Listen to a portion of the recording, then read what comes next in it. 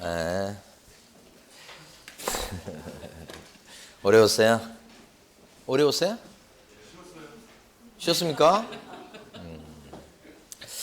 제가 하여간 그 모의고사 해설 그걸 한 이번 주 주말까지는 카페에다 올려놓을 테니까요. 한 3시간 분량 될 거예요. 올려놓을 테니까 나중에 카페에서 한번 공부를 해보시기 바라고, 문제 자체에서 이제 어떤 그 반문각 제가 나온 건 아닌데 전번에 모의고사 낼 때는 괜찮은 문제만 이렇게 추려서 내요. 아무래도 이제 출제한 사람에 대해서 다른 사람이 이렇게 쳐다보니까 잘 내냐 못 내냐 이렇게 그러니까 이상한 것보다는 좀 잘 내려고 노력하죠. 그러니까 대신 이제 선생님마다 이렇게 강조하는 점이 좀 틀려요. 예, 용어나 이런 것도 그렇고, 예, 그런 것을 좀 이렇게 연습하실 필요가 있는 거죠.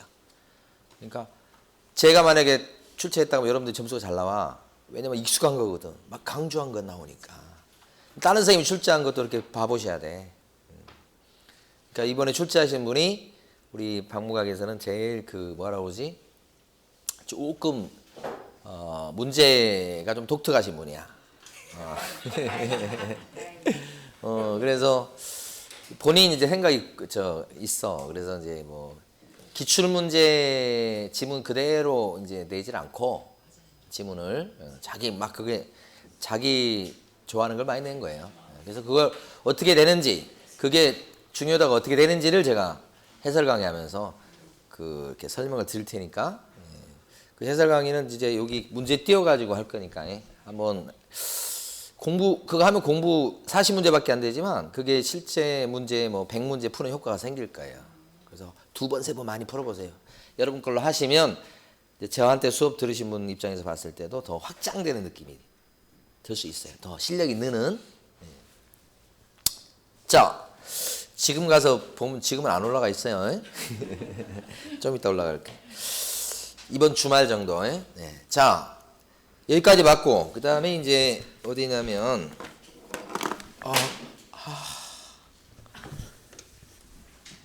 이러면 안 되는데.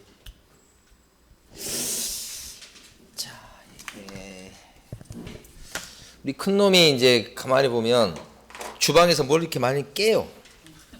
접시도 깨고 뭘 떨어뜨리고 막 큰 놈이 그러더라고. 그래서 야, 좀 집중해, 좀 주의력을 좀 길러라 막 그러잖아요. 제가 하도 많이 깨니까. 누구 닮았겠어요? 말은 그렇게 해도 부모 닮은 거죠.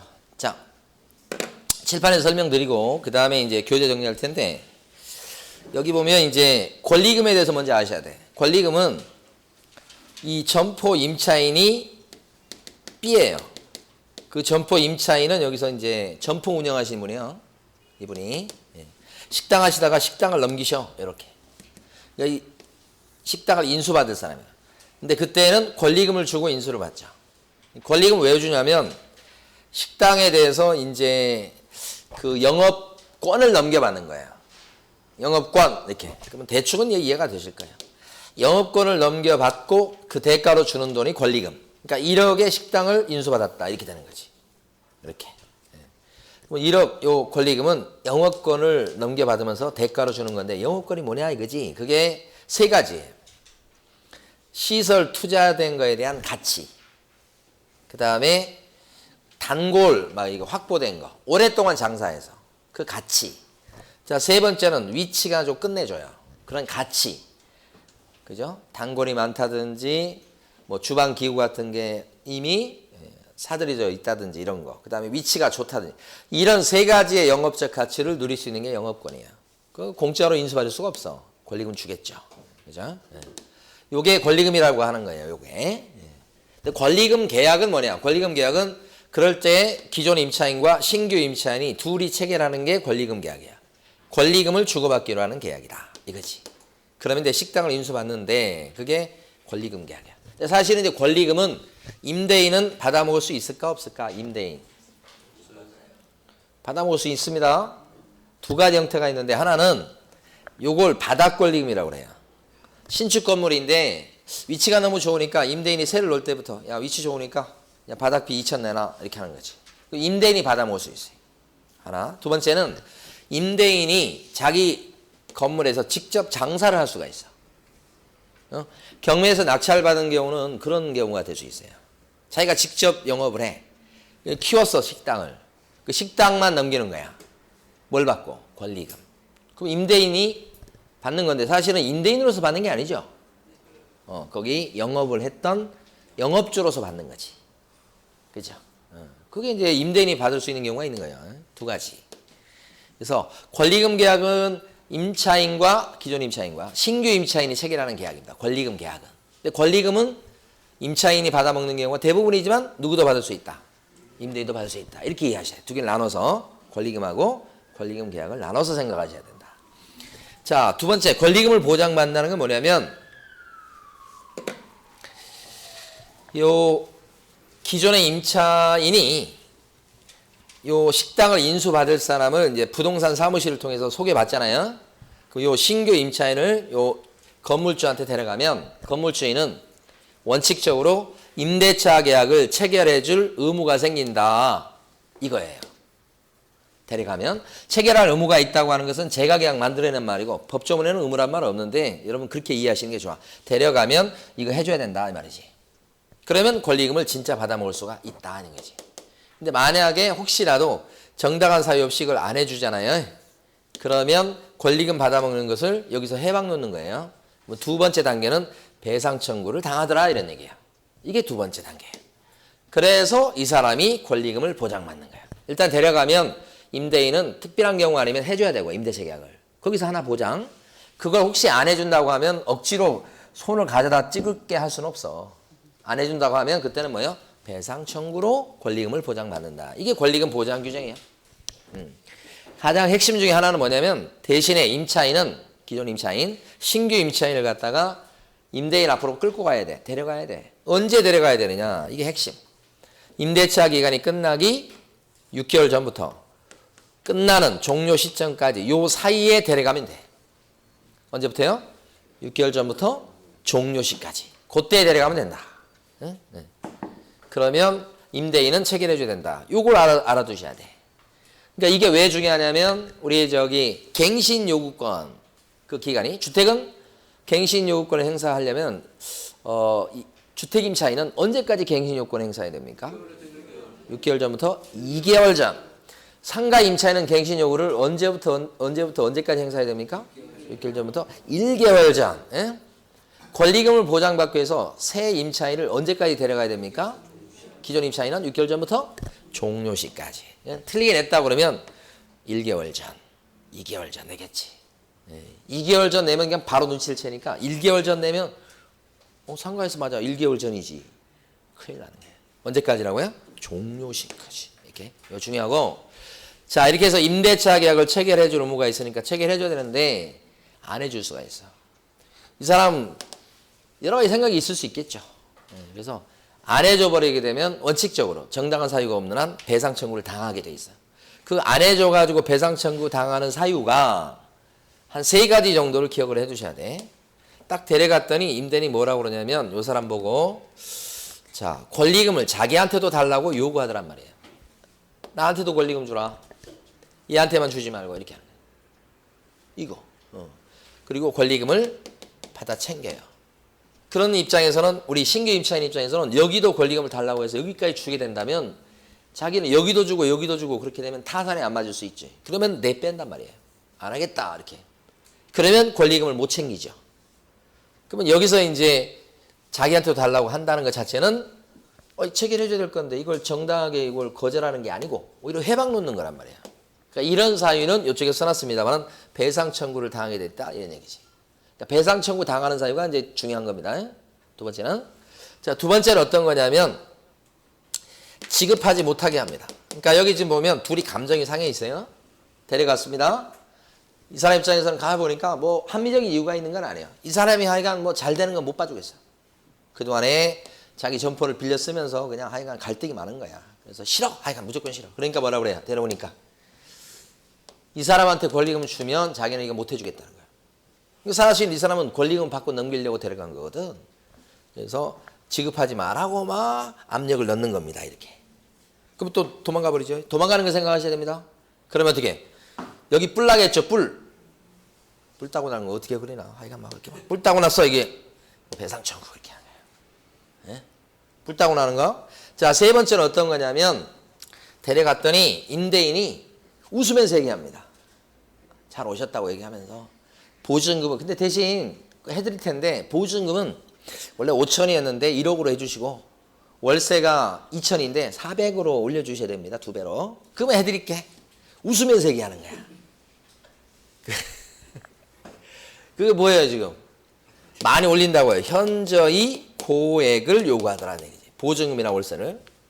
이 사람 입장에서 봤을 때 보증금이나 월세를 2배로 올려주고는 타산이 안 맞죠. 도망가는 걸 생각하시면 됩니다. 그러면 이 사람 뿔 따고 나 쳐들어가 물어내. 너 때문에 내가 보증 못 받았어. 아니 권리금 못 받았어. 이렇게 되는 거지. 보증금, 권리금을 못 받게 회방을 나서 배상 청구 당하는 사유가 이런 것들이 있다는 얘기예요. 네, 두 번째 그거예요. 그래서 요 세 가지를 기억하실 때 자기한테도 달라고 그러잖아요. 네, 그래서 여러분들은 나도 줘 귀신 목소리가 들려야 됩니다. 이거 보는 순간에 지급하지 못하겠다는 거죠. 주지 마 귀신 목소리 들리면 어떻게 도망가. 배상 청구 들어갈 수밖에 없어. 이렇게 귀신 목소리 내니까 그런 거예요. 자, 현저히 고액을 갖다가 요구했다고 그랬죠. 많이 올려달라고. 많이 줘. 귀신 목소리가 들리면 도망가 버린다. 그러면 몰랐다. 이렇게 되는 거지. 요 사유를 알아두시는 게 두 번째. 자, 세 번째 여기서 이제 손해배상 청구를 해서 받아내는데 이 손해배상 청구할 수 있는 금액이 얼마짜리냐 이거죠. 얼마짜리. 그거 관련해 가지고 우리 법은 정해놨어요. 지급하기로 한 권리금과 여기서 1억 받기로 한 거야 지금 여기서. 그 다음에 임대차 종료 당시의 권리금. 종료 당시의 권리금이 얼마죠? 종료 당시의 권리금이 얼마예요? 모르죠. 그래서 이제 감정평가사한테 감정평가를 의뢰합니다. 이렇게. 감정평가 의뢰하면 감정평가사가 그 점포 권리금은 7천인데요 라고 감정평가에서 이제 정하게 됩니다. 요 감정평가한 금액과 종료 당시에 그 다음에 주고받기로 한 권리금 1억과 두 개 중에서 배상 청구할 수 있는 금액은 무슨 금액까지 배상 청구할 수 있다. 큰 금액, 작은 금액, 낮은 금액까지. 요거 이제 포인트 세 번째. 얼마 청구할 수 있냐 말이에요. 둘 중에 적은 거니까 여기서는 실제 1억 받기로 했고 7천 감정이 나왔다면 얼마까지 청구할 수 있다. 7천만 원만 청구할 수 있는 거예요. 뭐 청구를 7천만 원 했다고 해서 7천만 원을 물어주라고 판사가 판결을 꼭 내린다는 보장은 또 없어요. 청구했을 때 판사가 이제 봐가지고 이거 깎아줄 가능성이 높죠. 뭐 실제 1억을 받을 걸 여기서 저렇게 해서 해방을 놔버리면 1억은커녕 절반 챙기기도 쉽지 않을 거예요. 그래서 어쨌든 하니까 그렇게 돼 있다. 그리고 이제 요게 배상 청구는 3년 지나면 못하게 돼 있어요. 소멸시효 기한이 3년이다. 이거 뭐 어렵지 않죠. 3년. 근데 요것이 중요하죠. 낮은 금액. 그죠? 자, 요게 권리금 보장 규정이에요. 근데 이건 원칙적으로 체결해줄 의무가 있다고 지금 본 거예요. 대신에 기존 임차인이 신규 임차인을 데려왔을 때 임대인이 100% 계약을 체결할 의무가 있느냐? 100% 아니야. 이게 원칙적으로 체결해줄 의무가 있다는 얘기지. 그죠? 예외가 있죠. 예외. 갱신 요구를 그러니까 데려왔을 때 이 임대차 계약 체결할 의무가 없이 정당하게 거절할 수 있는 사유가 있다. 정당하게 거절 사유가 있다. 이건 예외죠. 이걸 지금 좀 이따 볼 거예요. 자, 일단 교재에서 정리해 봅니다. 여기까지 정리. 607페이지 가보시고 권리금의 정의 등이라고 나온 거 있죠. 네모 1번에 가로 1번 권리금이라고 나와 있는 거 있죠. 권리금이라 나온 거. 임대차 목적물인 상가 건물에서 영업을 하는 자는 또는 영업을 하려는 자는 영업시설이나 비품 거래처, 신용, 그 다음에 영업상의 노하우, 상가금을 위치에 따른 영업상의 이점 등 유형의 또는 무형의 재산적 가치의 양도 또는 이용 대가로서 임대인 동그라미요, 임차인 동그라미요. 임대인과 임차인에게 신규 임차인이 뭐 하는 거냐면 보증금과 차임 월세 이외에 지급하는 뭐요? 금전 등의 뭐요? 대가예요. 근데 거기 분명히 임대인도 들어가 있죠. 임대인한테 주는 돈도 권리금이라고 그래요. 대표적인 게 바닥 권리금이 그래요. 근데 가로 2번에 가면 권리금 계약 그러면 달라져요. 권리금 계약이란 신규 임차인이 되려는 자가 기존 임차인에게 권리금을 지급하기로 하는 계약을 말한다. 그랬죠? 자, 거기서 동그라미 칠게. 신규 임차인이 되려는 자가 누구에게 권리금을 주기로 하는 계약이에요? 임차인. 임대인 나오면 안 됩니다. 여기서는. 그게 출제가 됐었고. 자, 그 다음에 네모 2번에 가로 1번 갑니다. 권리금 회수기의 포호 등 나온 거. 가로 1번. 자, 임차인의 권리금 회수 방해 금지라고 써져 있죠? 회수 방해. 무슨 말인지 모르겠어.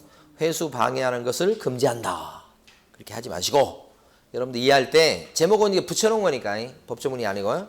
옆에다가 임대차 계약 체결 의무라고 써주세요. 신규 임차인을 데려오면 우리 임대인은 어떻게 해줘야 돼? 임대차 계약을 체결해줄 의무가 있다라고 우리가 말을 만들어서 그렇게 이해하는 게 편해요. 데려오면 임대차 계약 해줘야 돼. 누가? 기존 임차인, 임대인이. 대신 첫 줄에 있는 것처럼 언제까지 데려와야 돼? 6개월 전부터 종료시까지. 1년 전에 데려오면 안 돼요. 보장 못 받아요. 종료되고 나서 데려오면 보장을 또 못 받아요. 아시겠죠? 네, 그렇게. 자, 그런데도 불구하고 박스에 있는 것처럼 회방을 놓을 수가 있겠죠? 그러면 박스 동그라미 1번에 보면 동그라미 1번 첫 줄 끝부분에 요구의 동그라미, 요구하거나 요구의 동그라미. 첫 줄 끝에. 그 다음에 둘째 줄에 권리금을 수수하는 행위, 수수의 동그라미요. 요구 동그라미, 수수 동그라미. 나도 줘 써두시고. 자, 2번 같은 경우는요. 첫째 줄 끝에 권리금을 지급하지 못하게 하는 행위 이렇게 돼 있죠. 밑줄 지급하지 못하게 하는 행위 밑줄 이걸 주지마 이렇게 하는 거. 동그라미 3번요. 3번 셋째 줄 현저히 고액의 차임과 보증금을 요구하는 행위 밑줄. 현저히 고액의 차임과 보증금을 요구했다는 얘기는 옆에다가 많이 줘 이렇게 적으시면 돼. 요 세 가지 이거 해방 놓는 거. 그럼 어떻게 돼요? 이건 손해배상 청구 당하겠죠? 그래서 다음 페이지 가시면 가로 3번 가보시고 거기 보시면 무슨 얘기 나오냐면 가로 3번 중간입니다. 중간.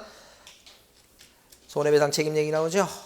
그래서 동그라미 1번. 임대인이 자신의 방해행위로 인해서 임차인에게 손해를 발생하게 한 때는 그 손해를 배상할 책임이 뭐요? 있다. 이렇게 하는 거죠. 배상할 책임이 있다. 그 다음에 동그라미 2번. 손해배상액은 이게 가장 핵심이어서 사실은 신규 임차인이 기존 임차인에게 지급하기로 한 권리금과 여기까지 끊으셔야 되겠지. 주기랑 권리금 요거랑 그 다음에 임대차 종료 당시의 권리금 중 그죠? 두 개 중에서 어떤 금액? 낮은 금액을 넘지 못한다. 낮은 요거 고칠 거예요. 지문 문제 나오면 높은 그러면 안 돼요. 낮은 금액을 넘지 못한다. 동그라미 3번 두 줄 밑줄 그으시고 이러한 손해배상 청구할 권리는 임대차가 종료한 때부터 몇 년 내에 청구해야 되겠다? 3년. 3년이라면 청구할 수가 없다죠. 아시겠죠? 예? 그거. 가로 3번 별표. 예. 자, 그러면 이제 요거. 봐보실게요. 야. 지금부터 이제 칠판에 보면 예외적으로 신규 임차인을 데려왔을 때 임대인이 정당하게 거절할 수 있는 사유가 존재합니다. 이게 뭐하고 비슷하냐면 갱신 요구가 들어왔을 때 원칙은 임차인의 갱신 요구를 들어줘야 하나. 예외적으로 임대인이 거절할 수 있는 사유가 있었죠. 갱신 요구권도. 그렇죠. 그러니까 법은 거의 대부분 원칙 예외 이렇게 정당하게 거절할 수 있는 경우가 예외죠. 데려왔을 때 거절할 수 있는 사유가 지금 잘 안 보이네. 거절할 수 있는 사유가 네 가지가 대표적이에요. 자, 먼저 암기하실 때는요. 의자왕을 거절한 16국년은 임대인을 선택했다. 이렇게 이제 하얀색으로 썼으니까 보이죠? 이제 이렇게 하면. 자, 거절 사유 네 가지가 뭐냐? 첫 번째가요. 의자예요. 의자. 의무를 위반할 우려가 있어. 새 임차인을 데려왔는데 새 임차인 가만히 보니까 얼굴도 그냥 험상궂고 온몸에 문신이야. 그냥 등짝 앞에 뒤에 그냥 온몸에 문신, 팔뚝에 막 문신. 용이 그려져 있어. 막. 의무를 위반할 우려가 있다. 이렇게 우리 맞추기만 하면 돼요. 자자는 뭘 것 같아? 의자왕 할 때 자자는 자력이 없어. 그러니까 신규 임차인을 데려왔는데 자력이 없다고. 그치, 거지를 데려왔어. 별 거지를 데려왔다. 자력이 없는 사람을 데리고 와서 거지를 데려와가지고 해달라고 안 해주지 당연히. 그 다음에 16 궁리할 때 16은 뭐냐? 1년 6개월 이상 영업을 안 했던 거야. 그리고 이제 권리금 받아먹겠다고 데리고 왔어. 1년 6개월 이상 영업을 안 해놓고는. 그러면 그때는 임대인이 뭔 소리야, 영업도 안 해놓고서 거절, 이렇게 할 수 있어요. 그 다음에요, 임대인이 선택을 했어요. 마지막 네 번째 거. 아니, 요 사람을, 새 임차인을 임대인이 선택한 거야. 근데 이 사람이 요렇게 권리금을 주려고 하네. 달라고 하니까 인수받으면서. 그러니까 이 사람이 선택한 사람인데, 이 사람이 골랐는데, 이 사람이 구했는데 이렇게 권리금을 준다고 하니 여기서는 뭐예요? 기분 나빠서 이렇게 준다고? 나 이거 안 해줄 거야. 할 수가 있다. 이걸 임대인이 선택했다. 이렇게. 임대인이 선택. 요 사람이 선택한 사람이네. 그러니까 암기하실 때는 이 의자왕을 거절한 16국녀는, 그죠? 왜 의자왕 알죠? 백제. 의자왕을 거절해서 왜요? 왕이라고 그러지만 돈이 없어. 그러니까 16국녀가 거절하고서 돈 많은 누구를 선택했다고요? 임대인을 선택했어. 이 건물주야, 건물주.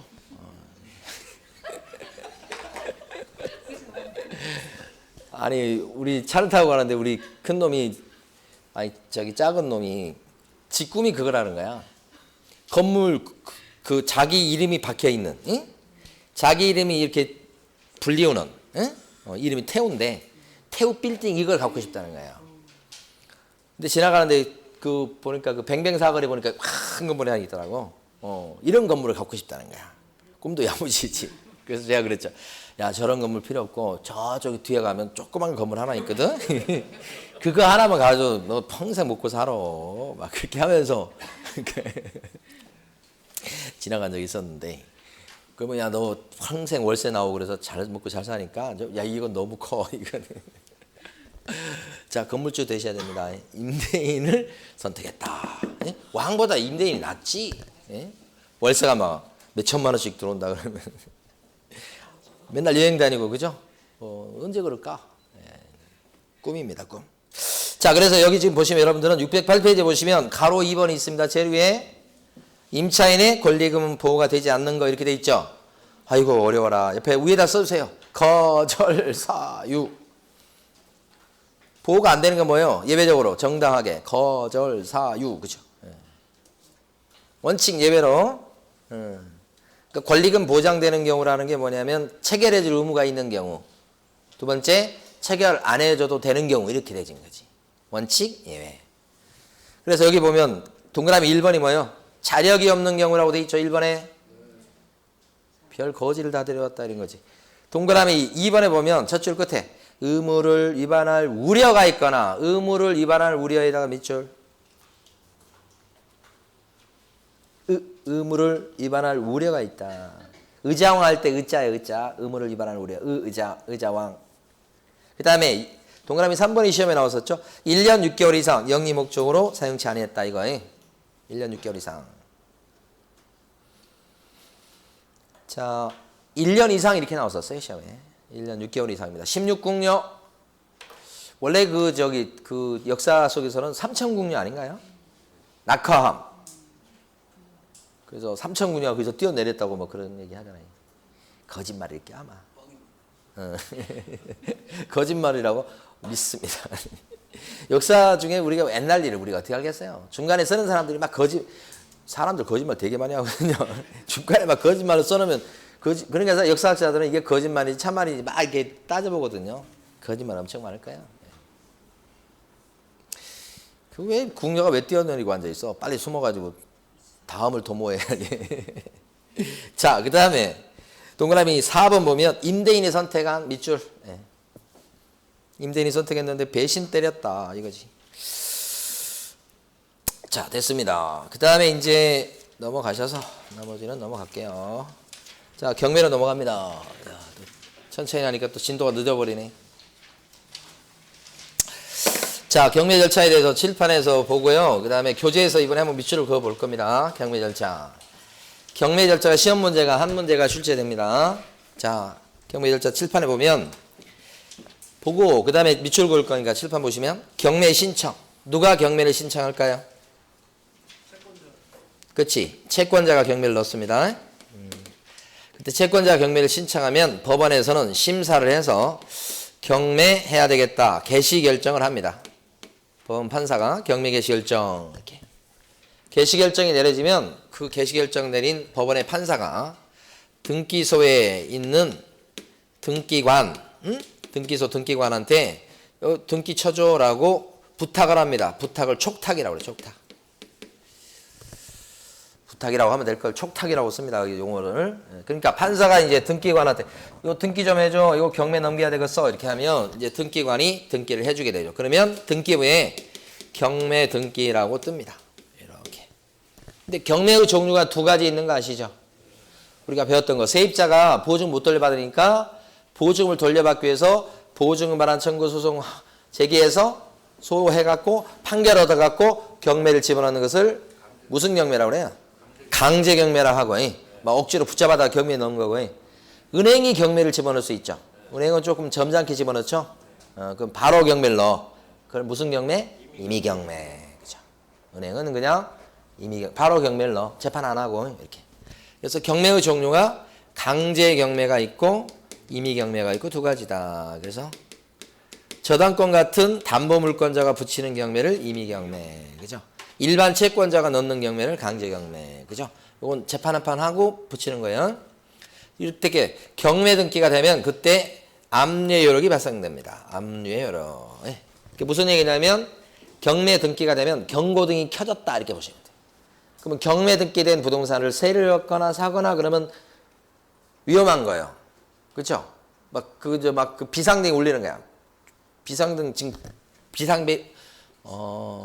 하여간 뭐라고 그래야 될까? 하여간 경고등이 켜진 거야.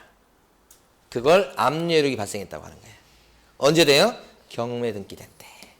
그래서 여러분들 경매 등기는 이제 여러분들 법적으로는 중요한 의미를 갖습니다. 두 가지. 유치권자가 자신의 유치권, 즉 공사대금 채권 받을 것 같고 낙찰 받은 사람한테 추정하려면 유치권자는 저 경매 등기 전에 점유를 시작했어야 되죠. 그때도 압류 등기, 압류 효력이 발생되기 전 이런 얘기 하잖아. 아시죠? 그 다음에 최우선 면적권 같은 경우 세치기. 세치기 하려면 언제까지 대항 요건을 갖춰야 됩니까? 세입자가. 경매 등기 전. 전입이 돼 있어야 되죠. 사업자 등록이 돼 있어야 되죠. 그런 거잖아요. 거기가 마지노선이에요. 마지노선. 그러니까 이게 압류 효력이 발생되기 때문에 그렇게 되는 거예요. 자, 그거 좀 아시고. 그 다음에 이제 배당 요구의 마지막 날, 종기 마지막 날을 결정해서 요때 공고하고 통지해 주는데 배당 요구의 마지막 날은 요때쯤 돼요. 요때쯤. 요거 기억을 해주세요. 마지막 날은 요때쯤. 이때까지 배당 요구 하시오 그래요. 채권자 중에 보면 배당 요구해야 받는 채권자가 있고 배당 요구 안 해도 받는 채권자가 있고 두 종류야. 우리 세입자는 배당 요구해야 돼요. 배당 요구 안 해도 받아요. 세입자. 배당 요구해야지 받는 거예요. 등기부에 그 받을 돈이 안 나오니까 그런 거예요. 은행은 배당 요구해야 받는 거예요? 배당 요구 안 해도 받는 거예요? 안 해도 받지. 은행은 등기부에 나오니까.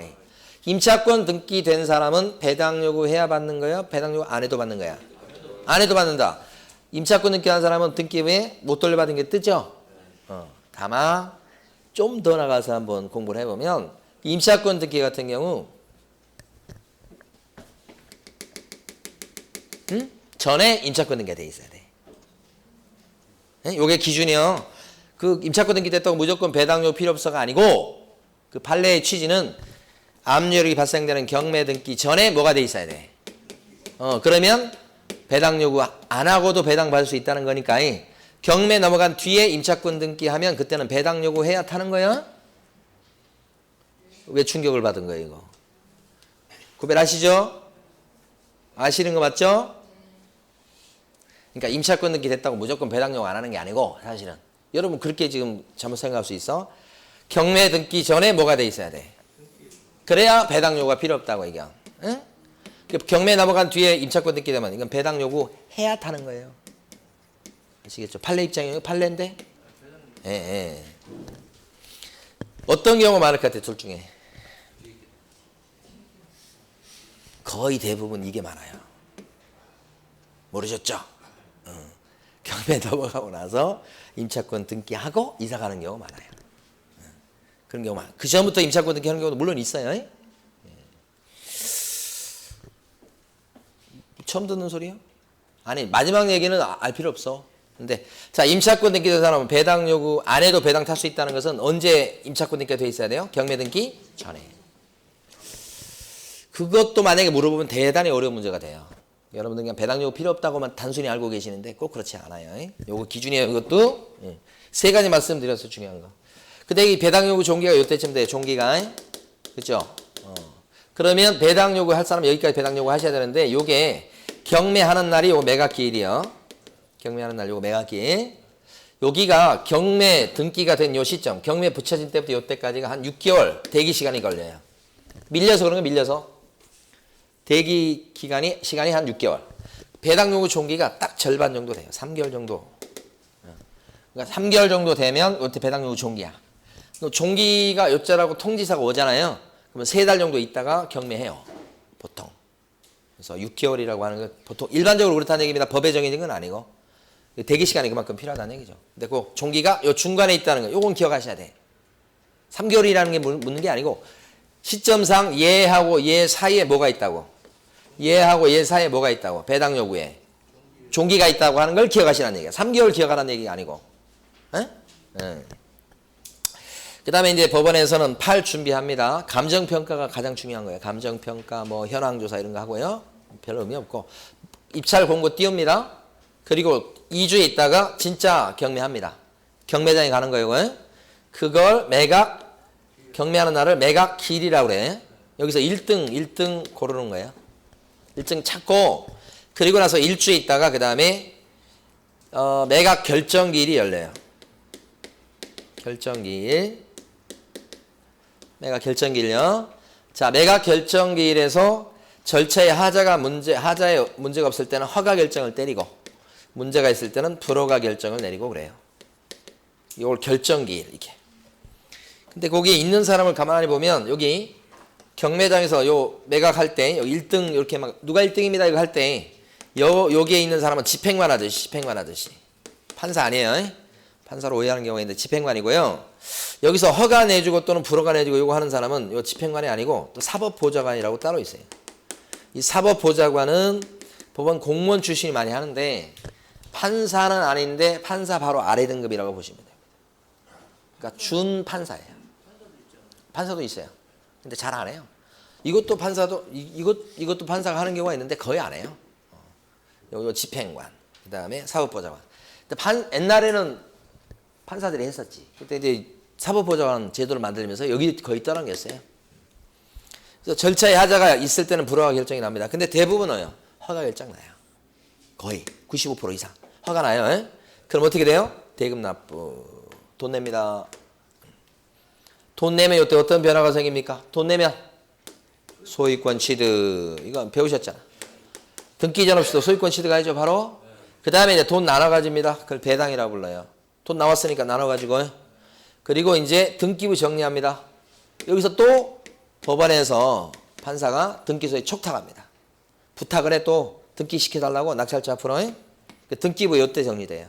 그리고 나서 이제 가보면 빈 집이어야 되는데 빈 집이 아닐 수 있죠.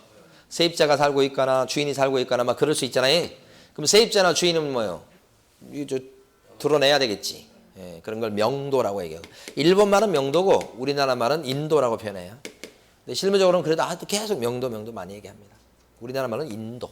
예. 점유 이전을 받는 걸 인도. 예? 일본에서는 그걸 명도 이렇게 해요. 예. 자, 그러면 끝. 10단계 절차. 예. 자, 근데 요 중에서 시험에 많이 나온 부분은 뭐냐? 그러면 여기가 많이 나오니까 요거 위주로 이제 한번 정리해 봅니다. 요거 하면 끝이에요.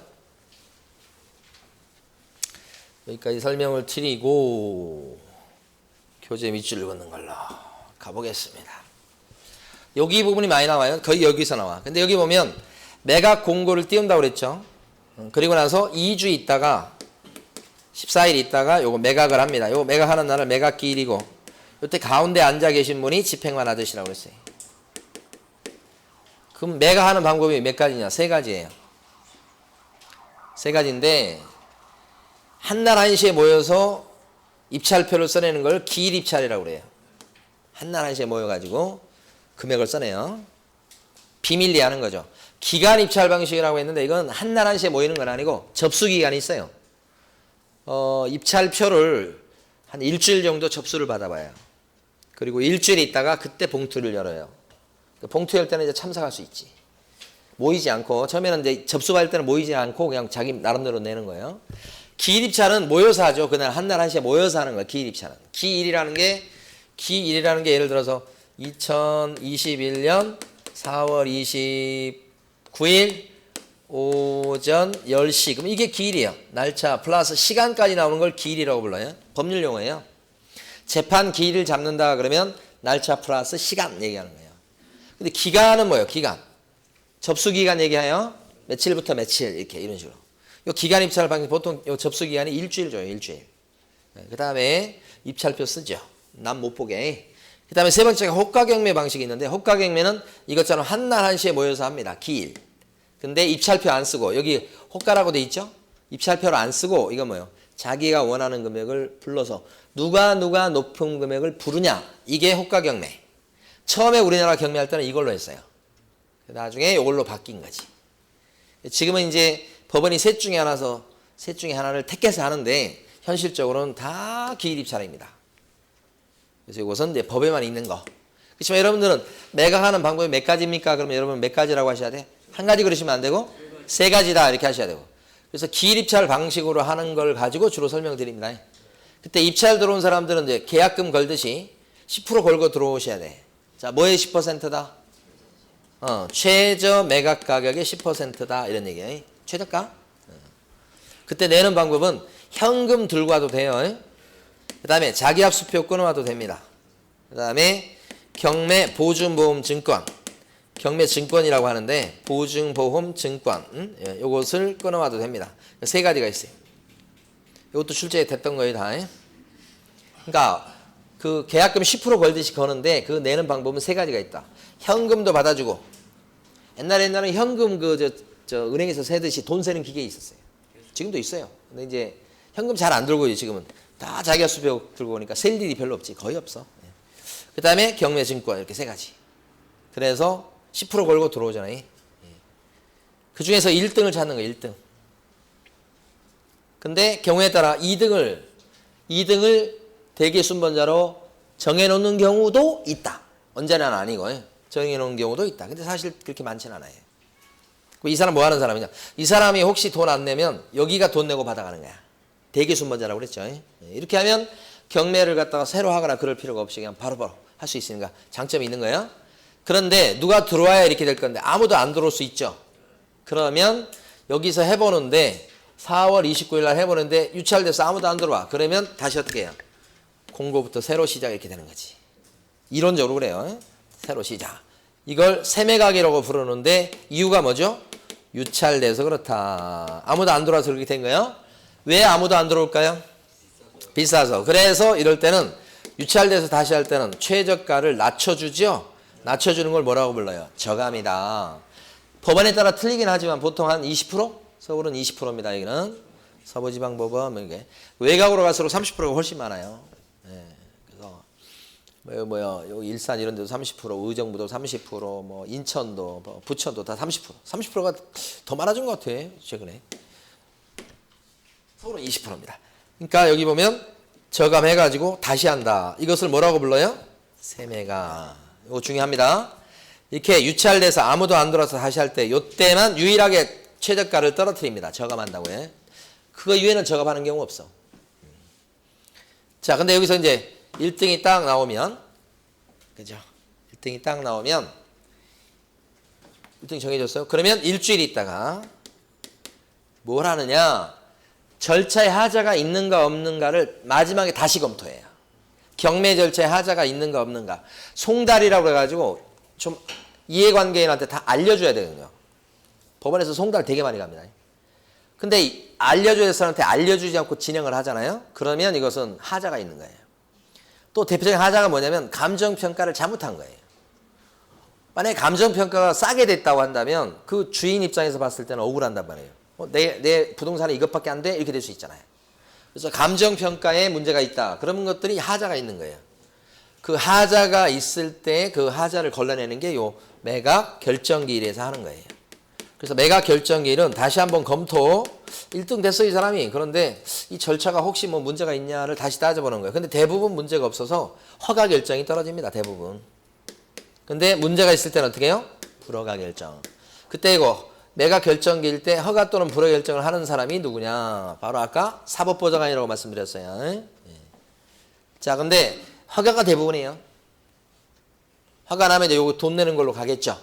근데 만약에 불허가 날 수도 있어요. 예. 불허가 나면 어떻게 돼요? 그거 해볼게요. 불허가 나면 다시 이렇게 돌아갑니다. 공고부터 새로 시작 이렇게 되죠. 왜 불허가 났느냐? 보니까 감정평가가 엉터리였어. 다시 해 이렇게 한 거지. 그러면 세매각입니다. 왜 다시 하는 거야 이건? 불허가 떨어져서 그렇다. 왜 불허가 났습니까? 절차에 하자가 있으니까. 또 어떤 경우에는 송달해 줄 사람한테 송달 안 하고 막 한 거야. 그러니까 그 사람이 문제 제기를 한 겁니다. 왜 나한테는 알려주지 않고 이렇게 했습니까? 절차상. 문제 있습니다. 라고 이의 제기를 하면 또 받아주기도 합니다. 그러면 새로 해 이렇게 되는 거지. 통지하고 다시 해. 그래서 이 불허가입니다. 이때는 최저가를 저감할 필요 있어요? 없어요? 불허가 나서 다시 할 때는 저감할 필요가 없다. 왜 그렇습니까? 절차에 좀 문제가 있어서 그렇지. 1등짜리 있었어요? 없었어요? 1등짜리 있었잖아요. 높게 쓴 사람. 그러니까 가격을 떨어뜨릴 줄 필요를 못 느낀다. 이렇게 되는 것이. 아시겠죠? 네. 낙찰자는 어떻게 되는 거예요?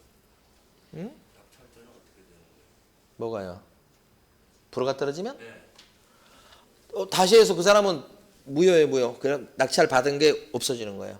그럼 내가 돈 돌려주고 다시 새로 이렇게 하는 거지. 다시 들어오고 싶으면 들어오면 되지. 자, 그래서 이제 두 개 중에서 불허가 받는 걸 해봤어요. 불허가. 그러니까 불허가 받으면 여기 있잖아요. 저감 없이 다시 새로 하죠. 저감 없다는 게 중요한 거예요. 아까는 아무도 안 들어서 유찰 됐을 때는 저감을 했었죠. 20%는 30%. 근데 여기서 불허가 났을 때는 새로 하는 건 똑같은데 뭐예요? 저감은 없다. 그런데 가만히 보면 허가든 불허가든 여기에 불만이 있는 사람은 허가든 불허가든 불만 있는 사람은 뭐 할 수 있다? 이의신청 항고할 수 있어요? 언제까지? 일주일 이내 항고 이렇게. 허가든 불허가든 다 항고는 할 수 있어요. 근데 언제까지 하셔야 된다? 항고는 일주일 이내 하셔야 된다. 일주일 내에 하셔야 된다. 아까 이것도 일주일이었죠. 이거 시험에 나왔었어요. 항고는 언제까지? 일주일 내에. 그런데 허가 난 거, 허가 결정 나는 경우가 대부분이라고 그랬죠. 허가 난 거에 대해서 불만이 있어 항고할 때는 돈 걸고 하셔야 돼. 돈. 그게 항고 보증금을 공탁한다고 그래요. 얼마 정도 걸어야 돼요? 10%. 이것도 10%예요. 근데 뭐에 10%냐면 낙찰가의 10%를 걸고 이의 신청을 하셔야 되는 거예요. 왜냐? 돈 걸고 하도록 하는 이유가 허가 결정 나서 이렇게 넘어갈 판인데 지금 거기에 대해서 브레이크를 걸려는 사람이 되게 많거든요. 주인도 그렇고 세입자도 그렇고 다른 채권자가 막 브레이크를 걸어 항고. 그러면 경매 절차가 신속하게 진행되지 못하고 막 지연돼 버린다고. 그러면 경매 절차가 지연됨으로써 그 경매에 좀 문제가 생길 수 있죠. 그래서 돈 걸고 하시오 제도를 바꾼 거예요. 이게 굉장히 획기적인 결과가 됩니다. 이게 이렇게 옛날에 이게 돈 걸지 않아도 됐었어. 그러니까 막 돌아가면서 한 번씩 그냥 손들어 문제 있다고. 그거 하다가 그냥 1년 2년 가버려. 그러면 경매 누가 하겠어? 안 하지. 경매 한 번 하면 그 늪에 빠지면 헤어나올 수 없다고 막 이렇게 알려지면 누가 경매하겠냐고. 그래서 돈 걸고 해. 그래서 10%야. 이게 낙찰가의 10%예요. 매각대금의 10%예요. 매각대금. 아까 여기 보면 매수신청 보증금은 뭐의 10%예요? 최저가. 좀 이따 사례를 볼 거예요. 근데 여기 항고보증금은 뭐의 10%예요? 낙찰가의 10%. 잘 구별하셔야 돼 이거. 사례 문제 나올 텐데 이 두 개 혼동하시면 안 돼. 이건 낙찰가입니다. 그 내는 방법은 금전 내도 되고 유가증권도 받아준다. 이것도 자기업수표 이런 것도 받아주고 그렇다는 얘기입니다. 이게. 그렇죠? 그래서 여기가 좀 중요합니다. 이게. 그리고 하나만 더 보고 이제 넘어가 볼게요. 이제 거의 끝났어요. 이거 농취증. 우리 공부할 때 했는 건데 이게. 농지가 경매 넘어갔을 때 낙찰받는 사람은 농사 지으려는 사람이 되어야 되겠다. 농사 지으려는 사람인지 확인받는 서류가 뭐다? 농지증이다. 농지증은 매각 기일까지 갖다 냅니까? 매각 결정 기일까지 갖다 냅니까? 결정 기일까지. 그렇죠? 매각 기일에서는 뭐만 하면 돼? 높은 금액만 쓰면 되는 거. 1등만 되면 되는 거고, 일주일 뒤에 매각 결정 기일에 농지증을 갖다 내야 법원에서 뭐예요? 당신 농지인데 농사질 생각이 있구만 해서 허가 결정이 나오게 돼요. 그러니까 농지증을 언제까지 제출해야 되겠다? 결정 기일까지 제출. 만약에 농지증을 제출 못했죠? 안 갖다 냈죠? 그럼 어떻게 돼요? 이거 허가 못 나? 이거 불허가 사유가 돼요. 농지증 갖다 내지 않는 것도 무슨 사유? 불허가. 좋다 말았죠 그러면? 그럼 다시 할 수밖에 없죠? 이것도 뭐라고 불러요? 세매각. 이때는 저감을 해요? 안 해요? 안 할 것이 1등짜리가 있었고요. 다만 농지증만 못 갖다 냈을 뿐이에요. 그래서 이때는 가격을 깎아주지는 않습니다. 이렇게 되죠? 자, 그러면 허가 결정 떨어졌어요. 그럼 이쪽으로 가서 이제 돈 내야 됩니다. 그러니까 걸었던 보증금이 있으니까 그거 빼고 나머지만 내면 돼. 그렇죠? 그때 납부할 때는 언제까지 돈을 납부하셔야 되겠다. 낙찰 받으신 분은 법원이 돈 내라고 한 날까지 돈 내면 돼요. 그 법원은 한 달 정도 여유 시간을 주면서 그 기간 안에 돈 내시오 그래요. 대금 지급 뭐라고 불러요? 기한이다. 기한을 정해서 기한 내에 대금을 납부하도록 합니다. 기한. 만약에 기한인데 기일이라고 쓰면 이건 틀린 거예요. 기일과 기한 달라요. 기한은 뭐 4월 6일부터 5월 6일 이렇게 이게 기한이고 기일은 뭐예요? 그치? 2021년 4월 10일 뭐 3시 뭐 이런 요게 기한. 기일이야 참. 기한이 아니고 기일. 돈 내는 건 기일을 정해서 내도록 하는 게 아니고 뭘 정해요? 기한. 이거 한 3번 4번 나온 거 이거. 그럼 기한 내 대금을 납부하면 어떤 변화가 생깁니까? 돈 내는 즉시 등기 전 없이도 바로 소유권 취득하죠. 즉시란 말이 중요한 거예요. 그러니까 기한이 만료된 때 소유권 취득한다. 그러면 안 돼. 기한 내에 며칠이 됐든 언제가 됐든 돈 내는 순간에 바로 소유권 취득이에요. 아시겠죠? 자, 근데 돈 안 내면 어떻게 됩니까? 이제 돈 안 내면 안 내는 사람이 나올 수 있죠. 안 내고 도망가면 다시 할 수밖에 없죠. 이걸 다시 하는 것은 이것은 재매각이라고 불러요. 다른 건 다 세매각이요. 근데 돈 안 내가지고 다시 하는 건 무슨 매각이라고 불러요? 재매각. 그렇죠? 이때는 최저 매각 가격을 저감을 할까요? 안 할까요? 저감. 안 합니다. 이것도 저감을 왜 안 하죠? 1등짜리 있었어요. 1등짜리 있었어요. 이거. 근데 이 사람이 1등짜리 됐고 허가 결정까지 받는데 돈 안 내고 도망갔을 뿐인 거예요. 그렇죠? 1등짜리가 있었잖아. 아무도 안 들어온 게 아니고. 그러니까 유일하게 저감하는 건 아까 어떤 경우였어요? 아무도 안 들어왔을 때 입찰을. 그때만 깎아주는 거고 그 밖에는 깎아주는 게 없어요. 그래서 돈 안 냈을 때 다시 하는 것을 세매각이라고 불러요? 재매각이라고 불러요? 재매각. 그럴 적에는 1등짜리가 있었던 거니까 가격을 깎아주지는 않아요. 자, 그때 돈 안 낸 요 사람은 불이익을 받는 게 있어야 되겠죠. 이렇게 열심히 했는데 돈 안 내고 도망갔으니까 그때 받는 불이익이 뭐냐. 만약에 돈 안 냈죠. 두 가지 불이익. 하나는 걸었던 보증금을 날려먹어요. 몰수시켜버립니다. 그렇죠? 그 다음에 두 번째는 뭐냐면 다시 열리는 재매각 절차에는 이제 더 이상 못 들어옵니다. 이 사람은. 이 사람이 돈 안 내는 바람에 다시 열리는 거죠. 그러니까 재매각 절차에는 더 이상 입찰을 들어올 수가 없다. 그게 그 사람의 불이익이에요. 네.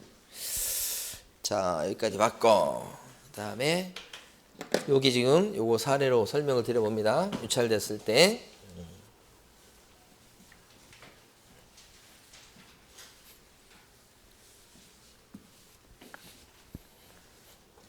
자, 감정가를 정했습니다. 2억으로. 법원이 감정평가사한테 부탁을 합니다. 그러면 거기서 감정평가 법인에서 주로 감정가를 매겨요. 2억이다. 그러면 첫 번째 경매할 때는 이 최저 매각 가격이 2억으로 잡힙니다. 이 최저가를 잡기 위해서 감정평가를 시키는 거예요. 그러면 첫 번째 경매하는 날이 예를 들어 3월 10일이다 그러면 2억 이상 써내야 된다 이렇게 되는 거예요. 최소한 2억은 써야 돼요. 최저가 여기서부터 써낼 수 있다 이렇게 되는 거예요. 근데 보통 첫 번째 경매할 때는 보통 감정가가 좀 높게 잡히는 경향이 있어서 잘 안 들어옵니다. 안 들어오면 한 달 있다가 4월 12일 날 두 번째 경매를 하게 됩니다. 보통 한 달 간격으로 해요. 아무도 안 들어와서 다시 하기 때문에 이걸 세매각이라고 그런다고 그랬어요. 이때는 최저가를 어떻게 해요? 저감을 합니다. 서울 지역이라고 하면 20% 떨어뜨리니까 2억의 20%는 4천만 원이에요. 그러니까 두 번째 경매하는 4월 10일 날은 최저 매각 가격이 최저가가 달라져요. 20%를 빼니까 4천만 원을 빼니까 1억 6천이 돼요. 1억 6천부터 그 이상 써내십시오 이렇게 되는 거지. 그랬더니 갑은 1억 8천 쓰고 을은 1억 7천 쓰고 들어왔단 말이에요. 두 사람밖에 안 들어왔어요. 그러면 이 사람이든 이 사람이든 들어올 때는 보증금을 걸고 들어와야 되죠. 보증금 얼마 들어와야 돼? 얼마 걸어야 돼? 둘 다? 최저가의 10%예요. 아까 했었죠? 최저가 10% 내는 방법은 현금, 자비압수표, 경매증권 이렇게 세 가지 10%니까 1600씩 걸고 들어와야 돼. 그러니까 같은 물건을 경매 들어온다 그러면 금액을 얼마 썼냐에 관계없이 보증금은 똑같죠. 그렇죠? 얼마 썼냐에 관계없이 자기가 쓴 금액의 10%가 아니죠. 뭐의 10%예요? 최저가의 10%라는 게 중요하다고 그랬어요. 자, 근데 여기서 보려고 하는 게 뭐냐? 이 사람이 최고가가 된 겁니다. 갑이. 최고가 매수 신고인 최고가라고 하는 거 실무적으로. 그럼 여기 나와 있는 을은 대기 순번자의 이름을 올릴 수 있냐 이 말이지. 차순위 매수신고할 자격이 있냐 이 말이지. 이걸 시험에서 4번이나 물어봤어요. 차순위 매수신고할 자격이 있느냐? 2등은 2등인데 지금 보니까. 2등이라고 다 되는 게 아니고 1등하고 금액 차이가 많이 나지 않아야 돼요. 그걸 기준을 정해놨어요. 최고가가 쓴 금액에서 말이에요. 보증금을 빼셔야 돼. 마이너스. 그럼 얼마예요? 1억 6천 4백이죠. 이 뺀 금액을 요 2등짜리가 쓴 금액 있죠. 요 금액을 뭐예요? 넘어서 써야 돼.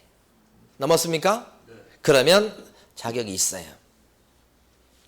자격이 있으니까 이 사람한테 집행관 아저씨가 물어봅니다. 차순위 매수 신고하실라요? 라고 물어봐. 그럼 그게 무슨 말이에요? 모르겠으나 앞으로 혹시 1등 요 사람이 1억 8천 요거 써서 1등 됐는데 1억 8천 저거 돈 안 내면 당신이 1억 7천만 원 요걸로 돈 내고 받아가실라요? 이렇게 하는 거예요. 혹시 이 사람이 돈 안 내면 당신이 받아갈 생각은 있으셔? 이렇게 물어본 거야. 그게 차순위 매수 신고 하시겠어요? 이렇게.